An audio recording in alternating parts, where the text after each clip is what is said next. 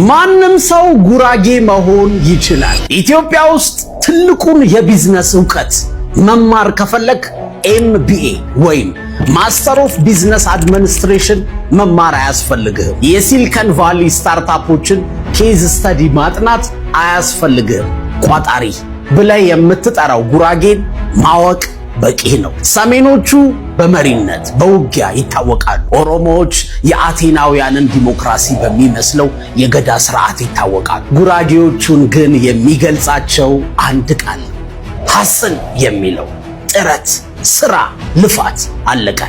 ጦር የሚገጥሙት ከድህነት ጋር ነው። ሲያሸንፉ ሀገር አይመሩ፣ ሀገር ይገነባሉ። ከታች ወደ ላይ እንዴት እንደሚወጣ ያውቁበታል። ዛሬ እሱን ነው የምናወራው። በገንዘብ ማደግ መቀየር የማይፈልግ የለም። ራሱን መቻል፣ ቤተሰቡን መቀየር ሁሉም ምኞቱ ነው። ከነሱ በላይ ደግሞ ይሄንን ሚስጥር ማንም ሊነግረን አይችልም። ከዚህ ቪዲዮ በኋላ ስለ ገንዘብ ያለ አስተሳሰብ እስከ መጨረሻው ይቀየራል። ከኛ የሚጠበቀው ከጉራጌ የምንማረው ስማርት ሐሳቦች መተግበር ብቻ ነው። የምናወራው ነገር ህይወት ላይ እንዲሰራ ከጉራጌ መወለድ አይጠበቅብህም።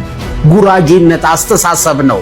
ከተመቸህ አንተም እኔም ጉራጌ መሆን እንችላለን። ጅንስ መልበስ ምርጫ አይደል? በቃ የጉራጌ ማይንድሴት መያዝም ምርጫ ነው። ብልጥ ሰው እንኳን ከወንድሙ ከጠላቱም ይማራል። ቻይናን እስከ መጨረሻው የቀየራት መሪ ደንግ ሾፒንግ ምንድን ነው ያለው? ዶሮዋ ጥቁር ትሁን ነጭ ትሁን ዋናው እንቁላል መጣሏ ነው አይደል ያለው? ህይወትህን እስከ ቀየረው ድረስ እስከ ጠቀመህ ድረስ የሰማኸውን ነገር ከማንም ይምጣ ተግብረው። ራስህን ክፍት አድርገው። ከዛ ህይወትህ ላይ ተአምር ታያለህ። ሃይስኩል የሚማር ወንድም እህት ልጅ ዘመድ ካለ ስማርት እንዲሆን ዕውቀትም ወረቀትም ውጤትም እንዲያገኝ የሚረዳው የሞባይል አፕሊኬሽን አለ። ሁሉንም ትምህርት በሚገባው መንገድ አስጠንቶ ፈትኖ ጎበዝ ያደርገዋል። ዩኒቨርሲቲ እንዲገባ ያግዘዋል። በትምህርት ብቻ ሳይሆን በስራም እንዲሳካለን ስኪል ያስተምረዋል። የትም ይሁን አዲስ አበባ ይሁን ክፍለ ሀገር ይሁን የመንግስት ትምህርት ቤት ይማር የግል ትምህርት ቤት ይማር ጎበዝ ተማሪ ያደርገዋል። የአፕሊኬሽኑ ስም ፊውቸር ኤክስ ይባላል። ጉግል ፕሌይ ስቶር ላይ ታገኙታላችሁ። በኢንተርኔትም ያለ ኢንተርኔትም ይሰራል። ፕሮፌሰር ባህሩ ዘውዴን ጨምሮ ብዙ የታሪክ ተመራማሪዎች ጉራጌዎችን ከአውሮፓና አሜሪካ ላይ ካሉ አይሁዳውያን ጋር ያመሳስሏቸዋል። አንደኛ ሁለቱም ሴሜቲክ ናቸው። ሁለተኛ አይሁዶችም ሆነ ጉራጌዎች በቁጥር ትንሽ ናቸው። ሶስተኛ ሁለቱም የፖለቲካ ስልጣን ጋር ማንም አያስጠጋቸውም። አይሁድ ሆኖ መሪ ወይ ፖለቲከኛ በአሜሪካም በአውሮፓም ብዙ አታገኙ።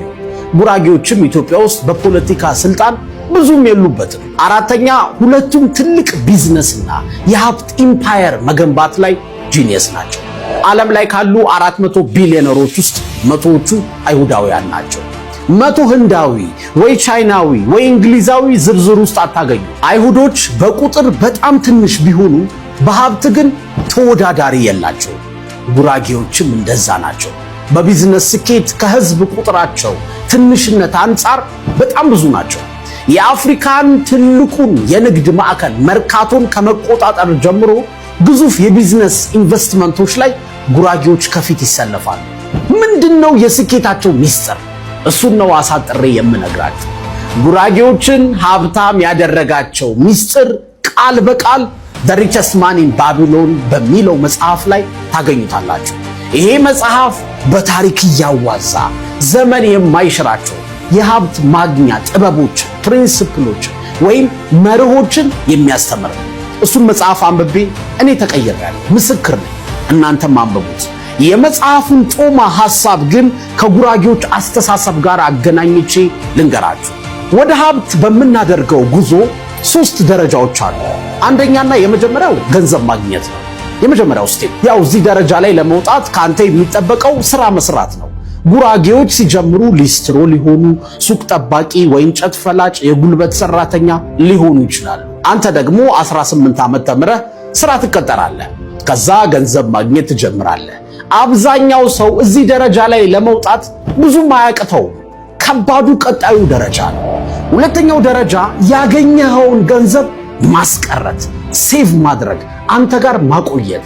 ጉራጌዎች እዚህ ጋር ነው ብርቱ የሚሆኑት። ግዴታ ካልሆነ በቀር ገንዘብ አያወጡ። በቀን አንዴ እየበሉ በ2 ዓመት በ3 ዓመት አንዴ ጫማና ልብስ እየቀየሩ የሚያገኙትን ሁሉ ለማስቀመጥ ይሞክራሉ። እንደውም ከጉራጌ ገንዘብ ከምታገኝ ከድንጋይ ደም ብታገኝ ይቀላል ይባላል። ገንዘብ ማግኘት ብቻ ሳይሆን ማስቀረትንም ያውቁበታል። ይል የተባለው ዩኒቨርሲቲ ባደረገው ጥናት በአይምሮ ከላቁ ወይም ስማርት ከሆኑ ሰዎች በላይ በስሜት የላቁ የበሰሉ ሰዎች በገንዘብና በህይወት በጣም ስኬታማ ናቸው ይላል። ይሄ ማለት ከአይኪው ይልቅ ኢኪው ይበልጣል ማለት ነው። ኢኪው ማለት ኢሞሽናል ኢንተለጀንስ ወይም የስሜት ብስለት ማለት ነው። ለትልቅ ዓላማ ብለህ ጊዜያዊ ስሜትህን መቆጣጠር ማፈን ማለት ነው። ሎንግ ተርም ወይም ለረጅም ጊዜ ለሚጠቅም ነገር ብለህ አሁን ካልገዛሁት አሁን ካላደረኩት የሚለውን ውስጣዊ ፍላጎትን ወደ ጎን ማድረግ መናቅ መተው ማለት ነው። ጉራጌዎች በዚህ አይታሙም። ስሜታቸውን ማዘግየት ራሳቸውን መቆጣጠር ይችሉበታል። ትኩረታቸው የማገኘውን ገንዘብ እንዴት አድርጌ ራሴ ጋር ላስቀረው የሚለው ነው። ሴቭ ማድረግ ብቻውን ግን ሀብታም አያደርግም። ወሳኙ ሶስተኛው ደረጃ ነው። ሶስተኛው ደረጃ ገንዘብህን ማባዛት ነው። መጀመሪያ ገንዘብ ታገኛለህ፣ ያገኘኸውን ታስቀራለህ፣ ከዛ ያስቀረኸውን ገንዘብ ታባዛለህ። ማባዛት ማለት ያስቀመጥከውን ገንዘብ ተጠቅመህ ሌላ ገቢ የሚያመጣ ነገር ላይ ማዋል ማለት ነው። ኢንቨስት ማድረግ ማለት ነው። ለምሳሌ አንድ ሊስትሮ ጫማ ይጠርጋል፣ ገንዘብ አገኘ፣ የሚያገኛትን ሳንቲም ሴቭ ያደርጋል። ያኔ ያቺ ሴቭ የምትደረግ ሳንቲም ኮምፓውንድ ታደርጋለች፣ ትጠራቀማለች። ከዛ የሆነ ሰዓት ተንቀሳቃሽ ሱቅ ወይም ሱቅ በደረቴ ለመክፈት የምታስችል ብር ትሆናለች። ያቺ ሱቅ በደረቴ የምታመጣውን ብር ሴቭ ይደረጋል። እሷ ስትጠራቀም አነስተኛ ሱቅ ታስከፍታለች። በዛ ውስጥ መርካቶ ላይ ሰው ማወቁ፣ ኔትወርክ መፍጠሩ፣ ዕቃ በብድር ማግኘቱ እንዳለ ሆኖ ማለት ነው። ያቺ ሱቅ አድጋ ትልቅ ማከፋፈያ ትሆናለች። ያ ማከፋፈያ ቅርንጫፍ ይኖረዋል። ከዛ ከተረካቢነት ወደ አስመጭነት ማደግ ይመጣል። በዚህ ሁሉ ውስጥ ግን ይሄ ሊስትሮ የነበረ ሰው አንድ ቀን እንኳን ሲዘንጥ አታዩትም። ውድ መኪና ሲነዳ አታዩትም። ክለብ ሄዶ ብር ሲበትን አታዩትም። ዱባይ ሲዝናና ዕቃ ሲሸምት አታዩትም። ብልጭልጭ ነገር ስለማያጓጓው አይደለም፣ ዓላማውን ስለሚያስቀድም ነው። ገንዘቡን ሁሉ ነገው ላይ ነው ኢንቨስት የሚያደርገው። የሻርክ ታንኩ ኢንቨስተር ኬቨን ኦሊሪ እንደሚለው ጉራጌ ገንዘቡን እንደ ወታደር ነው የሚያየው። የሱ ገንዘብ ሄዶ እንዲማረክ አይፈቅድለትም። እንደውም የሱ ገንዘብ ሄዶ ተዋግቶ አሸንፎ ሌሎች ገንዘቦችን ማርኮ እንዲያመጣ ነው የሚያደርገው። እንደ ጀግና ወታደር ማለት ነው። ይሄ ነው ማባዛት ማለት። ታዲያ ከዚህ ምን እንማር ካላችሁ የምታገኘው ገቢ ሴቭ መደረግ አለበት። ኒድ እና ወንት የሚባለውን ነገር ለይ። ኒድ ማለት ለመኖር በጣም የሚያስፈልግህ ነገር ማለት ነው። ያለዛ ነገር መኖር አትችልም ማለት ነው። ወንት ደግሞ ፍላጎትህ ነው፣ ምኞትህ ነው። ከጓደኞችህ ከሰው ጋር ለመመሳሰል ብለህ የምትከፍለው ዋጋ ነው። ከሚያስፈልግህ በላይ ስትጓዝ ማለት ነው። ለምሳሌ የሚያስፈልግህ ጫማ ማድረግ ነው። ያለ ጫማ አትኖርም። ስለዚህ የ1000 ብር ቆዳ ጫማ ወይም ሸራ ስኒከር በቂህ ነው። አንተ ግን ጓደኞችህ የሚለብሱትን አይነት 5000 የሚያወጣ ናይክ ወይም አዲዳስ ብራንድ ጫማ ስትገዛ ፍላጎትህ ነው እንጂ ስለሚያስፈልግህ አይደለም። ከቤትህ ምሳ ቋጥረህ መሄድ እየቻልክ በየቀኑ ምግብ ቤት ገብተህ አዘህ ከፍለህ ስትበላ ከሚያስፈልግህ በላይ ለፍላጎትህ እየተገዛ ነው። ለተወሰነ ጊዜ ፍላጎትህን መገደብ አለብህ። ከገቢ በታች መኖር ተለማመድ። ሌሎች ሲደምቁ ልታይ ሲሉ እኔም ልድመቅ፣ ልታይ ማን ከማን ያንሳል አትበል። ሩቅ አስብ። አሁን ስሜትህን አፍነህ አጎንብሰህ ተደብቀህ የምታስቀምጠው ብር ነው ነገ ተጠራቅሞ የሚታይ ነገር እንድትገነባ የሚያደርግ። ሴቭ ማድረግ ማስቀመጥ ድክመት ስግብግብነት አይደለም፣ የማሸነፊያ መሳሪያ ነው። ኢንፍሌሽኑ እኮ የብሬን ዋጋ ያዳክመዋል ልትል ትችላለህ። ልክ ነህ። እና ግን ገንዘብ ማጥፋትህ የብርህን ዋጋ ያጠነክረዋል? እንደውም ባዶ ያደርግሃል እንጂ። ሴቭ የምታደርገው እኮ ትንሽዬም ቢሆን አቅም እንድትፈጥር ነው እንጂ ተቀምጦ እንዲቀር አይደለም። ተጠራቅሙስ ግን ስንት ሊሆንልኝ ነው ብለህ አትናቀው። ስኖቦል ኢፌክት የሚባል ነገር አለ። ትንሽዬዋ በረዶ ስትንከባለል የሆነ ሰዓት በጣም የምታስፈራ ድቡልቡል ትልቅ ነገር ትሆናለች። ገንዘብም ኮምፓውንድ ሲያደርግ እንደዛ ነው። ተጠራቅሞ ቤት መኪና ላይገዛልህ ይችላል፣ እውነት ነው። ግን አሁን ከምታገኘው ገቢ የተሻለ ሌላ ገቢ የሚያመጣ ቢዝነስ ሊያስጀምርህ ግን ይችላል። ያ ቢዝነስ ሲያድግ ቤቱን መኪናውን ይገዛዋል ማለት ነው። አሁን ደሞዜ ትንሽ ናት፣ ትልቅ ሲሆን ሴቭ ማድረግ እጀምራለሁ አትበል። በትንሹ ካልታመንክ በትልቁ አትሾም። አሁን በ10 ሺህ ጊዜ ሴቭ ካላደረክ በ100 ሺህ ጊዜም ሴቭ አታደርግም። ፍላጎትህ አብሮ ስለሚያድግ ያኔም 100 ሺህ ቀዳዳ ይመጣብሃል። ልማድህ ጉድ ነው የሚሰራ። ፍላጎትን መገደብ፣ የምታገኘውን ሁሉ ማስቀመጥ ካሁኑ ተለማመድ። ጉራጌዎች ሴቭ ያደረጉትን ብር ኢንቨስት የሚያደርጉት የሚያውቁት ነገር ላይ ብቻ ነው። ሱቅ በደረቴው ገንዘቡን ሴቭ አድርጎ አጠራቅሞ አቅም ሲኖረው ካፌ አይከፍትም። አያውቀውማ። የሚከፍተው አነስተኛ ሱቅ ነው። እየዞረ ሲሸጥ የነበረውን ሸቀጣ ሸቀጥ አሁን ደግሞ አንድ ቦታ ላይ ቆሞ ይሸጠዋል። በሚያውቀው ጉዳይ ነው ኤክሴል እያደረገ ራሱን እያሳደገ የሚሄደው። ቢዝነስ ውስጥ ከሚገቡ 100 ሰዎች 35ቱ ከስራው የሚወድቁት በማያውቁት ሙያቸው ባልሆነ ቢዝነስ ውስጥ ስለሚገቡ ነው። አንተም ገንዘብ ሴቭ ስታደርግ እግረ መንገድህን ስለምትሰራው ቢዝነስ አጥና፣ ምርምር አድርግ። ብትችል የተማርከው ላይ ስትሰራ የቆየኸውን ስራ ቢዝነስህ አድርገው። ልትሰራ የምትፈልገውን ቢዝነስ በደንብ አጥናው። ከዚህ በፊት ሰርቶ የተሳካለትን ሰው አማክር። ከቻልክ በነፃ ተቀጠርና እሱ ጋር ስራ።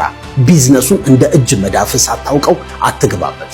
ካለበለዚያ ግን ዕውቀትና ልምድ ሳይኖርህ ቢዝነስ ከጀመርክ በወጣትነት ጉልበትህ ሴቭ ያደረግከውን ገንዘብ በትነህ ቆንጆ የህይወት ትምህርት ተምረህ ቁጭ ትላለህ። 15 ዓመት አረብ ሀገር ሰርታ ሴቭ ያደረገችውን ገንዘብ ኢትዮጵያ ትመጣና ሰርታ የማታውቀውን ቡቲክ ወይ ካፌ ወይ ኮስሞቲክስ ትከፍታለች። ከዛ በአንድ ዓመት ውስጥ ከስራ በዝረራ ትወጣለች። ከዛ ኢትዮጵያ ውስጥ እኮ ቢዝነስ አያዋጣም ትላለች።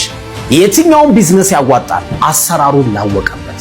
ፒያኖ ስለማትችል ይሄ ነገር ለዜማ አይሆንም አትልም እኮ። ችግሩ ከፒያኖ አይደለም ካንተ ነው። ቆንጆ አድርጎ የሚያጫውተው ካገኘ ፒያኖ ውብ ድምፅ ያወጣል፣ ውብ ዜማ ያወጣል። ቢዝነስም እንደዛ ነው። ጉራጌ ጥንቁቅ ነው። የማያውቀው ቢዝነስ ውስጥ ጨፍኖ አይገባበትም። እንደውም ዋረን በፌት የዓለማችን ስማርት ኢንቨስተርና ባለሀብት ስለ ገንዘብ ሲናገሩ እንዲህ ይላሉ። እኔ 2 ህግ ነው ያለኝ። ሩል ነምበር 1 ዶንት ሉዝ ዩር ማኒ፣ ሩል ነምበር 2 ዶንት ፎርጌት ሩል ነምበር 1። ይሄ ማለት አንደኛ ህግ ገንዘብህን እንዳታጠፋው፣ ሁለተኛ ህግ ሁሌም አንደኛውን ህግ እንዳትረሳው ማለታቸው ነው። አብዛኞቹ ጉራጌዎች ዩኒቨርሲቲ ገብተው ፋይናንስ ወይ ቢዝነስ አይማሩም። ነገር ግን ከሌላው ስህተት ወይም ከራሳቸው ስህተት በፍጥነት ይማራሉ። ሲሰሩ እኮ ሊከስሩ ይችላሉ። ነገር ግን ያከሰራቸውን ጥፋት አይደግሙትም። ዱቤ ለምን አይነት ሰው እንደሚሰጥም ያውቃሉ። የራሳቸው መለኪያ አላቸው። ትልቁ ትኩረታቸው ስህተት መቀነስ ላይ ነው።